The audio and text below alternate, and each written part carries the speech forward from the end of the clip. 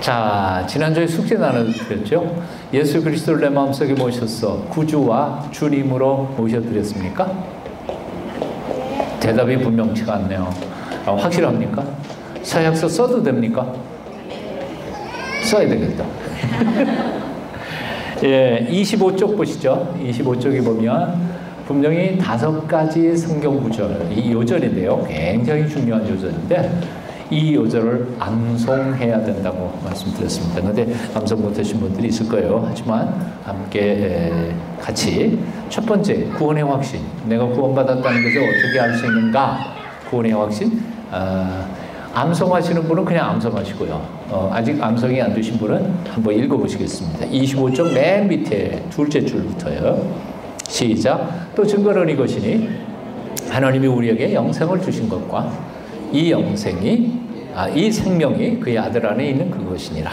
아들이 있는 자에게는 생명이 있고 하나님의 아들이 없는 자에게는 생명이 없느니라. 네, 이걸 요절로 암송하시면 좀 좋겠습니다. 자, 이게 굉장히 머릿속에 이 개념을 이 그림으로 이미지로 기억하면 쉽습니다. 자, 증거는 이것이니 무슨 증거요? 내가 구원받았다는 증거. 하나님이 우리에게 영생을 주셨다는 증거입니다. 근데 하나님이 우리에게 영생을 주셨는데 그 영생을 어떻게 주셨어요? 두 번째 보니까 이 생명이 그의 아들 안에 주셨습니다. 그러니까 영생 생명은 어디에 있어요 지금? 하나님의 아들 안에 있습니다. 그러니까 아들을 마음속에 그 뒤에 보니까 하나님의 아들이 있는 자에게는 생명이 있고 하나님의 아들이 없는 자에게는 생명이 없습니다. 이걸 머릿속에 기억하시면 될 것 같아요. 자, 하나님이 우리에게 영생을 주셨어요. 근데 그 영생이라고 하는 생명은 어디에 있느냐면 예수님 안에 있어요. 예수님 안에. 예수님 안에. 그리고 그 예수님을 우리에게 주셨어요. 그러니까 예수님이 있는 사람에게는 이 생명이, 영생이 있어요? 네, 있어요. 그 영생의 실제, 생명의 실체는 우린 잘 몰라. 진짜 있는지 없는지 뭐가 잘 몰라. 근데 예수 그리스도를 마음속에 모신 사람은 그 속에 영생이 있다는 거죠. 생명이 있다는 거죠. 여기다가 예수님 안에다가 생명을 주어가지고 예수님을 우리에게 주셨으니까. 바로 지난 시간에 우리가 했던 게 바로 그겁니다. 예수님을 내 마음속에 주님으로 모셔드리면 나는 구원받은 거예요. 영생을 얻은 거예요. 생명을 얻은 거죠. 그러니까 그 성경 구절 두 구절에 의해서 혹 어떤 사람은 내가 진짜 받았나 모르겠어요. 예수님을 마음속에 영접하기 전이나 지금이나 하나도 변한 게 없거든요. 머리카락이 한 5가닥쯤 하얘졌을라나? 또 이게 전혀 변한 게 없으니까 내가 정말 영생을 받은 건가 못 받은 건가 잘 모르는 거예요. 그렇지만 바로 하나님의 약속이 증거는 이것이다. 하나님이 우리에게 영생을 주셨는데 어떻게 주셨냐면 아들 안에다가 생명을 담아서 우리에게 주셨으니까 아들이 있는 자, 즉 하나님의 아들이신 예수 그리스도를 마음속에 모신 사람은 영생을 얻었고 없는 사람은 영생이 없다 하는 것입니다. 제가 이 구절 때문에 얼마나 놀림을 받았는지 모릅니다. 아들이 있는 자에게는 생명이 있고 딸만 있는 자에게는 생명이 없느니라. 딸만 있는 사람들이 있어요. 예, 또 같은 그럴까봐 사람들이 그럴까봐 성경을 저작하는 사도 요한이 그 26쪽 보세요. 아들을 소개를 했어요. 어떤 아들? 하나님의 아들이 없는 자에게는 하고 꼭 집었어요. 그렇죠? 예? 아들이 있는 자에게는 생명이 있고 하나님의 아들이 없는 자에게는 생명이 없네. 거기에 아들은 하나님의 아들이신 예수 그리스도를 얘기한 거죠. 그러니까 실망하실 필요 하나도 없습니다. 자, 기도 응답의 확신 또 함께 같이 암송해 볼까요? 시작. 지금까지 너희가 내 이름으로 아무것도 구하지 아니하였으나 구하라 그리하면 받으리니 너희 기쁨이 충만하리라. 이것도 놀라운 약속입니다. 승리의 확신도요. 시작. 사람이 감당할 시험 밖에는 너희에게 당한 것이 없나니 오직 하나님은 미쁘사 너희가 감당치 못할 시험 당함을 허락지 아니하시고 시험 당할 즈음에 또한 피할 길을 내사 너희를 능히 감당하게 하시느니라. 참 하나님이 참 놀라우신 분이에요. 시험 감당할 만한 시험만 주신다. 혹시 힘에 붙이는 시험, 감당치 못할 시험이 올 것 같으면 어떻게 해요? 피할 길까지 예비해 놓으신 분이에요. 놀라우신 분이세요. 그러니까 걱정하지 마세요. 나 이러다가 죽지, 망하지, 나 이러다가 타락하는 거 아닌가? 그렇게 걱정하실 필요 없어요. 네. 네 번째, 만일 우리가 시작. 만일 우리가 우리 죄를 자백하면 저는 미쁘시고 의로우사 우리 죄를 사하시며 모든 불의에서 우리를 깨끗게 하실 것이요 어떠한 죄도 용서해 주신다고 하는 사죄에 대한 확신, 그 다음에 앞으로 우리 인생길을 인도하신다는 인도의 확신 같이 또 시작. 너는 마음을 다하여 여호와를 의뢰하고 내 명철을 의지하지 말라. 너는 범사에 그를 인정하라. 그리하면 내 길을 지도하시리라. 이 5개의 요절은요 꼭 외우셔야 돼요. 이 5개의 요절이요 신앙생활에 얼마나 큰 도움이 되는지 모릅니다. 문제에 부딪힐 때요 이 5개가 정말 신앙생활의 기초가 된다고 생각해요. 왜냐하면 우리는 이 5개의 시련과 역경을 자주 만나기 때문에 그렇습니다. 늘 필요한 거예요.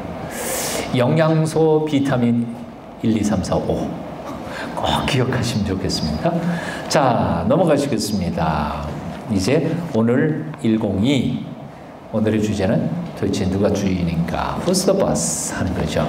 버스가 누구예요? 자, 거기에 리벡 교회, 독일에 있는 리벡 교회 벽에 새겨진 그 기도문이 있다고 그러는데요. 한번 같이 읽어보시겠습니다.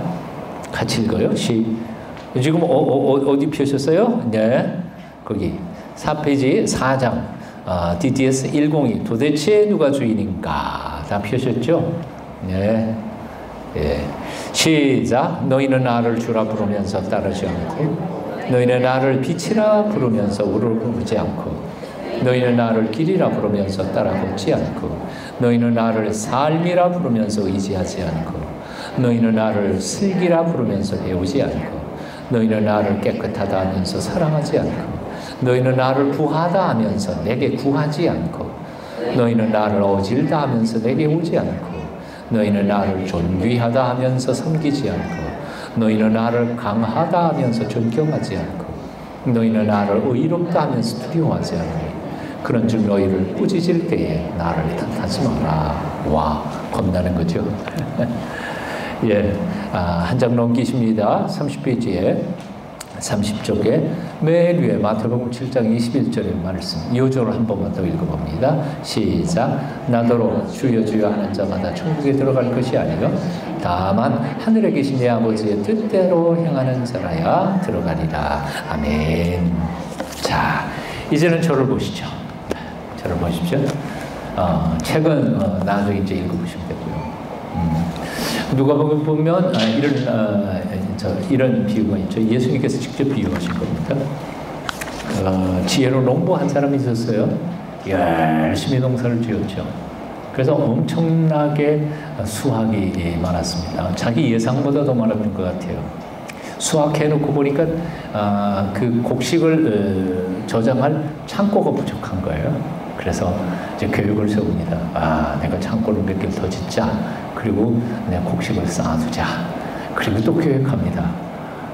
올해는 돈 좀 많이 벌었으니까 내가 이렇게 즐기고 이렇게 살리라 하고 자기 미래에 대하여 엄청난 꿈을 꾸고 있었던 것입니다. 근데 그 농부에게 하나님이 나타나셔서 물으시는 겁니다. 이 어리석은 자야, 오늘 밤 내 영혼을 내가 도로 찾으리니 그럼 네가 예비해 놓은 것, 네가 계획한 그 모든 것들이 다 누구의 것이 되겠느냐 하고 물으신 거지. 굉장히 중요한 질문이에요. 이 비유의 제목을 이렇게 말하죠. 어리석은 농부의 비유라고 말합니다. 그런데 실제로요, 세상적으로 말하면 이 농부는 결코 어리석은 사람이 아닙니다. 생각해 보십시오. 농사 지어가지고 돈 좀 벌고 이만큼 창고에 그득이 쌓아놓을 수 있을 만큼 능력 있는 사람이 어디 있어요? 사업가로 치면요, 사업에 성공한 사람이에요. 농사 때를 알아야죠. 그리고 요즘처럼 그냥 뭐 자기 심어서 자기 가족 먹고 살 1년 양식 구하는 게 아니고 여기 이 사람은 기업농이에요. 기업농. 아주 크게 농사 지어놓고 잔뜩 사놓고 팔아서 부자 되는 거죠. 이 정도의 두뇌와 사업적인 수완이 있는 사람이면 정말 세상에서는 똑똑한 사람이에요. 한 기업체를 일으킬 만큼의 대단한 경영 수완과 인간관계가 있었던 사람이죠. 그런데 주님께서, 하나님께서는 이렇게 말씀하시는 거예요. 어리석은 자야. 누가 어리석은 자일까요? 어리석은 자라고 하는 것은 돈 못 번다는 얘기가 아니에요. 출세 못 한다는 얘기가 아니에요. 내일 일을 모른다는 거지. 20년 전에 제가 우리 동숙교회 부임했는데요. 첫 신방을 어느 할아버지 댁이었어요. 그 20년 지나가지고 지금 지금 정신없이 처음 부임해가지고 했던 집이랑 어느 집인지도 기억을 못해요. 지금 교회는 안 나오시는 분이시고요. 그 후손들이요. 대학로 한쪽에 아마 꽤 큰 집이었던 걸로 기억이 나는데요. 첫 신방을 받으시면서 이러시더라고요. 우리 이제 이사 갈 거예요. 그래서 왜 그러시냐 그랬더니 이 집이 오래돼가지고 새로 다시 지을 거래요. 한 6개월 정도 밖에 나가서 이제 아파트를 빌리는지 무슨 뭐 호텔 조그만 걸 빌리는지 해가지고 거기 노 부부가 둘이 거기 사실 거래요. 여기 짓는 동안에 사실 거래요. 그런데요. 그리고 이제 신방 받고 가신 거예요. 그동안 교회 안 나오시니까. 6개월이 못 돼서 세상 떠나셨어요, 그 할아버지가. 그러니까 지금 생각해보면 그런 거예요. 자기 죽을 줄 모르고 그 건물이 좀 헐었다고 그걸 다시 짓겠다고 공사를 시작한 사람이 곰곰이 생각해보니까 얼마나 어리석은 거예요. 차라리 그 몇 개월 동안만큼이라도 그냥 집에서 사셨으면 좀 편해지지 않을까.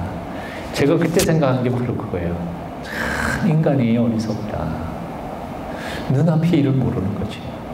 어떻게 될지 몰라요. 우리는 꼭 그래요. 우리가 꼭 그런 것 같아요. 자, 31쪽 한번 보시면요. 31쪽 보시면 거기 고린도전서, 역대상, 로마서 각각 성경 구절들이 있습니다. 로마서 3장 23절 한번 같이 읽어볼까요? 31쪽 보시면 시작. 너희는 그리스도의 것이요 그리스도는 하나님의 것이니라. 또 여호와여 광대하심과 권능과 영광과 이김과 위엄이 다 주께 속하여 싸우니 천지에 있는 것이 다 주의 것이로소이다. 여호와여 주권도 주께 속하여 싸우니 주는 높으사 만유의 머리심이니이다. 우리가 살아도 주를 위하여 살고 죽어도 주를 위하여 죽나니 그러므로 사나 죽으나 우리가 주의 것이로다. 자, 저를 다시 한번 떠보시죠. 이제 소유권과 그리고 사용권이 다르다는 거예요. 예를 든다면 어느 집에 전세 들어갔어요. 전세 들어가면 계약 관계에 의해서 2년이 됐든 얼마가 됐든 계약서에 기록된 대로 그 집에서 사용하고 살 권리를 얻는 거죠. 그러나 그 집에 소유권이 온 건 아니에요. 주인 몰래, 주인 허락 없이 사는 집에 벽을 뚫어가지고 창문을 낼 수 있어요, 없어요? 그럴 때가 난리 나는 거죠. 손해배상 물어줘야 될 거예요. 왜? 소유권이 없으니까. 얘는 그대로 사용할 수 있는 권한을 받았지만 인생이라고 하는 게 뭘까? 인생이라고 하는 거. 하나님이 나를 이 세상에 보내셨어요. 그리고 언젠가 하나님이 나를 또한 데려가실 거예요. 보낸 시간과 데려가는 그 시간 속에서 나는 인생을 살아갈 사용권을 부여받은 거죠. 안 그래요? 질문 하나 해볼게요. 여러분의 생일 여러분이 선택해서 오셨나요? 무슨 얘기인지 이해가 되신 건 맞죠? 다시 또 질문해 보겠습니다. 여러분 죽을 날짜 아세요? 오는 날짜도 모르고 가는 날짜도 우린 몰라요. 이게 내 인생이라고 말할 수 있어요?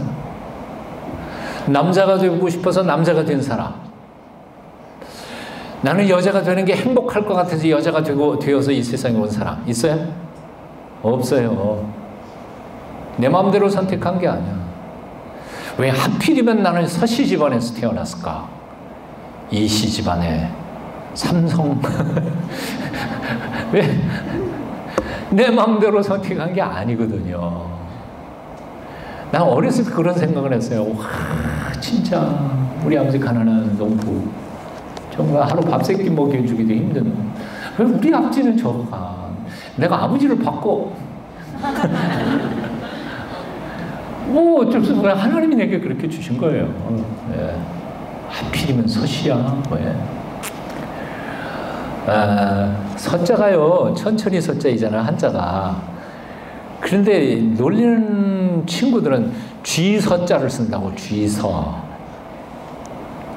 세상에 한 10년 전에 고등부 여학생 녀석이 인형을 하나를 선물 드린다고 가져왔어. 그 인형이 쥐예요, 쥐.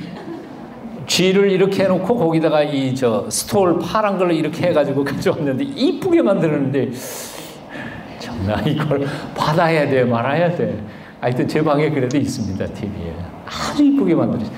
쥐를 만들어 놓고 거기다가 이 목사 가운 스톨을 거기다 해놓고 예쁘게 해갖고 십자가 해놓고, 보고 싶은 사람 와서 보세요. 이게 참 쥐서예요.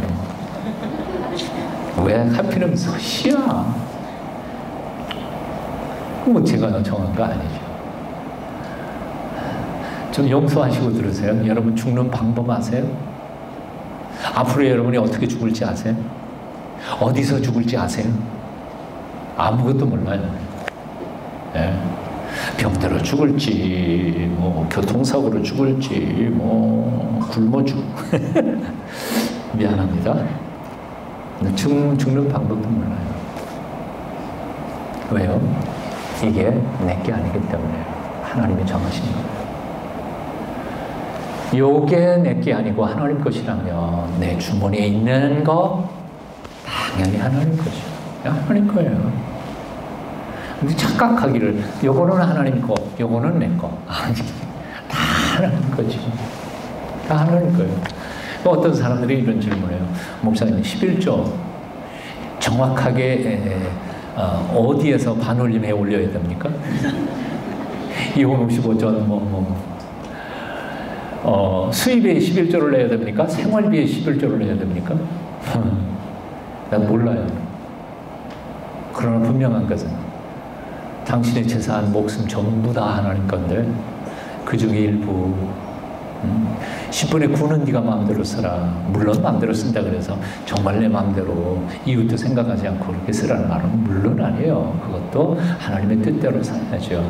그렇지만 10분의 1은 내 모든 것이 내가 주인이라는 사실을 인정하는 뜻에서 10의 1을 드리라. 그렇게 말씀하신 거거든요. 그러니까 그걸 잔돈 쫙 계산해가지고 조금 더 드리면 참 손해봤다 그렇게 하실 거예요? 실제로 이스라엘 사람들은 10의 3을 바치죠.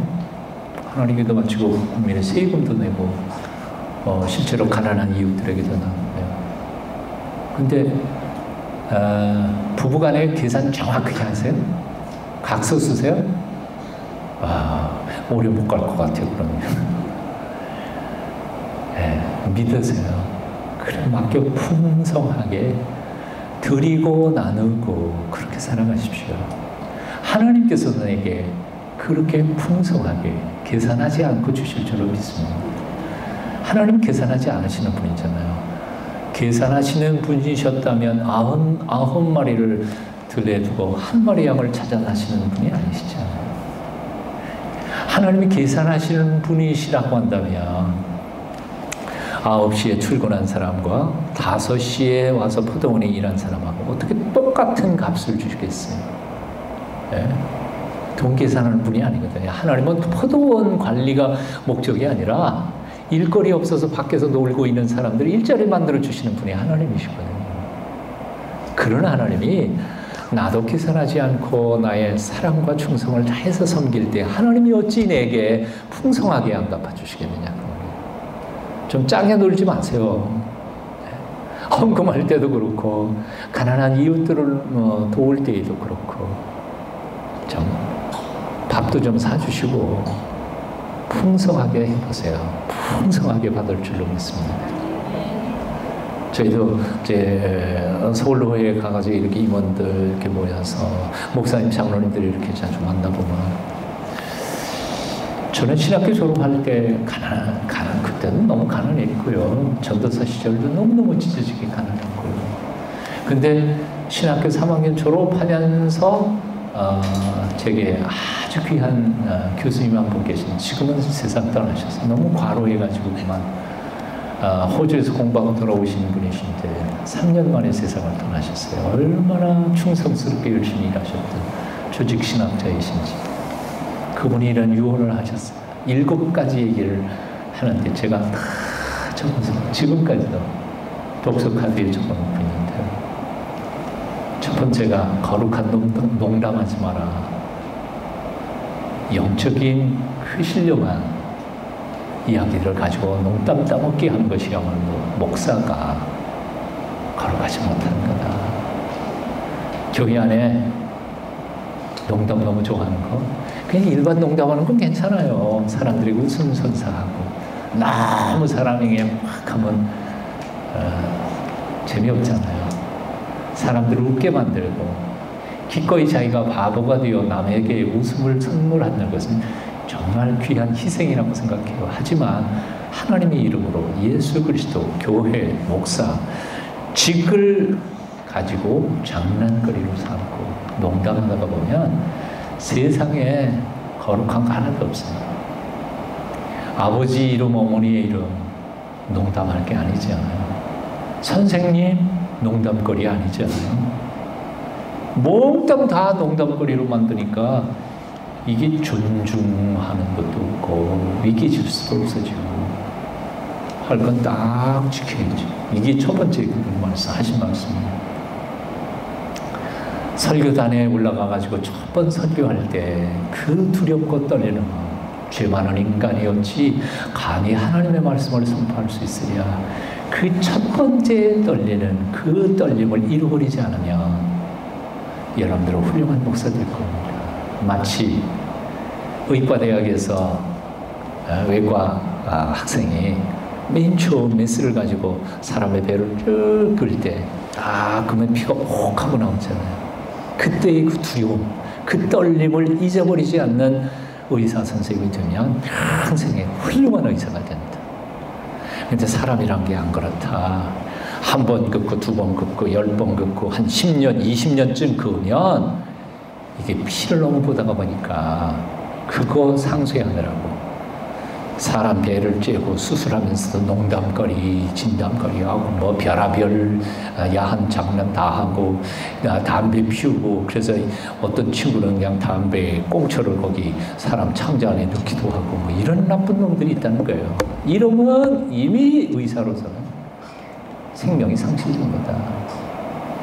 목사가 10년, 20년 설교하다가 보면 자기 강대상이 하나님의 전이라는 사실, 하나님 앞에 있다는 사실을 잊어버린 채 그 자리에서 그냥 농담거리하고 별의별 세상 소리 다 하고 떠들어대면 그 목사님이 끝난 거다.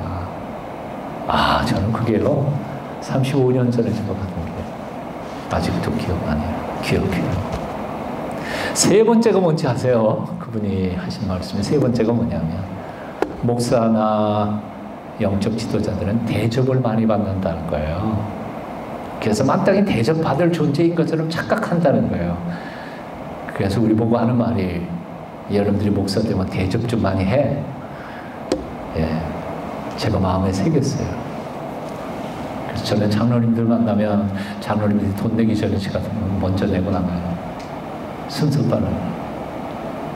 저는 정말 제가 많이 사요. 우리 집사람 좀 고생이죠. 대신에 그래서 다른 교회 장로님들 보면 우와 세상에 목사님한테 점심 얻어먹은 거는 생전 처음이다 그런 사람들 많이 있어요. 그럼 제가 가난해졌을까요? 아니요. 주고 베풀고 주고 베풀고 할 수 있으면 내 주머니에 여유가 있습니다. 내가 사고 네가 지불하고 내가 돈 내고 하지. 그런데요 하나님이 채워주시더라고요. 채워주세요. 짠돌이로 사는 사람이 풍성한 게 아니에요. 하나님이 기억해 주시고. 자, 사용권과 소유권에 대해서 기억하십시오. 우리는 인생의 소유권이 아니에요. 이것은 하나님 거예요. 이 목숨은 내 인생도 하나님 거예요. 나는 이 기간 동안에 하나님이 주신 시간 그리고 하나님이 주신 재물, 하나님이 주신 이 육체, 몸을 사용해서 하나님의 영광을 위해서 살도록 보내심을 받은 존재입니다. 이걸 가르쳐서 소명이라 혹은 사명이라 그렇게 표현합니다.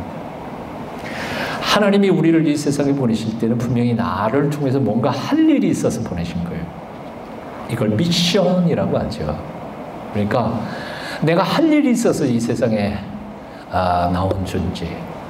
무신론적 실존주의 철학자는 이렇게 말한 사람이 있어요. 우리 인간이란 뭐냐? 인간 존재란 뭐냐? 입구도 없고 출구도 없는 폐쇄된 공간에 던져진 무의미한 존재. 이게 인간이라고 생각해요. 근데 곰곰이 생각해보면 나 저 젊은 시절에 철학 배울 때 그 말이 정말 옳은 것 같아요. 왜요? 어디서 왔는지 모르잖아요. 어디를 갈지 알아요? 몰라요. 입구도 모르고 출구도 몰라요. 근데 어느 날 딱 보니까 내가 여기 있어. 왜 여기 있는지 알 수가 없어. 무목적 존재. 이게 바로 하나님을 인정하지 않는 실존주의자들은 그럴 수밖에 없어요. 그게 우리의 실존이거든요. 근데 우리가 하나님을 인정한 사람들은 그렇게 얘기 안 해요. 아니요. 내가 아무리 못생겼고 아무리 가진 게 없고 아무리 시시해 보여도 나를 이 세상에 보내신 하나님이 계시다는 거예요. 그리고 내가 해야 할 일이 있다는 거예요. 이게 바로 사명이라는 거죠. 여러분 어떠세요? 사명적 존재인 것을 잊지 마십시오. 하나님이 나를 통해서 하실 일이 있어요. 이제 한 가지만 얘기를 하고 말씀을 좀 줄여볼게요. 예전에 이 얘기 했던가요? 그 어떤 TV 프로그램에 어린 꼬마들 심부름 시킨 얘기. 네. 어린 꼬마 아이들 한 4살, 5살짜리 아이들 꼬마한테 돈 주고 시장에 가서 뭐 사오라 심부름을 시키잖아요. 네? 파 한 단 뭐 하나 그리고 심부름 시키면 그러면 시작하는 길목에서 그 언니 오빠야들이 중간에 떡볶이도 보여주고 장난감도 이렇게 보여주고 그 유혹을 하잖아요. 마귀처럼. 이거 맛있다 그래갖고 유혹을 하면 이 4살, 5살짜리 꼬마 아이들이 엄마가 심부름 사오라 그런 거 까맣게 잊어먹고 주머니에 돈도 있겠다. 그래서 떡볶이도 사먹고 뭐 다 사먹고 나중에 들어올 때 아무것도 없이 들어오잖아요. 이 프로그램 못 보셨어요 옛날에? 근데 어떤 아이들은 정말 그 유혹을 물치고 소금 하나 설탕 한 봉지 그래가지고 사가지고 들어오는 아이가 있잖아요. 하나님이 우리를 이 세상에 보내실 때 분명히 사명이 있어서 보내주셨는데 그 사명 감당하라고 우리에게 건강도 주시고 돈도 주시고 그리고 이 미모도 주시고 옆에 있는 친구들도 다 주셨는데 나는 하나님이 주신 사명을 생각도 않고 그저 내 꿈만 꾸는 거지. 나 먹고 싶은 거 먹고 하나님이 주신 돈 가지고 내 배만 불리고 살아간다면 내가 이 세상에서 엄청난 위치를 올렸다 할지라도 결국 하나님 앞에 나아가서 하나님 앞에 불충성한 죄적으로 혼날 거라고 생각합니다. 칼 힐티라고 하는 사람이 이렇게 표현했습니다. 우리가 하나님이 내게 주신 사명을 깨닫는 날이 가장 위대한 날이고 그 사명을 완수한 날이 가장 행복한 날이야. 사명을 깨달으실 수 있기를 그것을 완수하고 지난주에도 말씀드린 것 같은데요. 예, 사명을 완수하면요, 죽음 앞에서도 미소 지을 수 있는 사람이죠. 이런다. 행복하게 떠날 수 있는 하나님의 사람들이 다 되셨으면 좋겠습니다. 이제 마지막 질문입니다. 예수 그리스도는 누구이십니까? 여러분의 주인이십니까? 정말입니까? 그분 앞에 무릎을 꿇으십시오. 예수님은 착한 선생님이 아니에요. 4대 성인 중에 한 사람, 훌륭해서 한번 배워보고 본받을 만한 스승이 아니에요. 오늘 이 순간에도 영으로 우리 가운데 오셔서 나 인생을 주장하시는 구주이시고 주인이십니다. 그분 앞에 무릎을 꿇고 나의 나오는 생애를 당신의 뜻대로 인도하소서. 헌신하는 주의 백성들이 다 되시기를 축원합니다. 기도하겠습니다. 주님을 찬양합니다. 오늘도 말씀 들었습니다. 지난 날은 어떻게 살아왔든지 간에 이제 남은 생에 참으로 나의 인생을 이 세상에 보내시고 나를 통하여 영광 받으실 성령에 띠하여 주신 하나님의 영광을 위해 멋지게 살도록, 그리하여 내게 맡겨주신 책임 잘 감당하고 마지막 코에 호흡이 떨어지는 그 순간 잘했다, 이제는 죽어도 좋다 고백하며 떠날 수 있는 사명자들 다 되게 도와주시옵소서. 예수님 이름으로 기도하옵나이다. 아멘.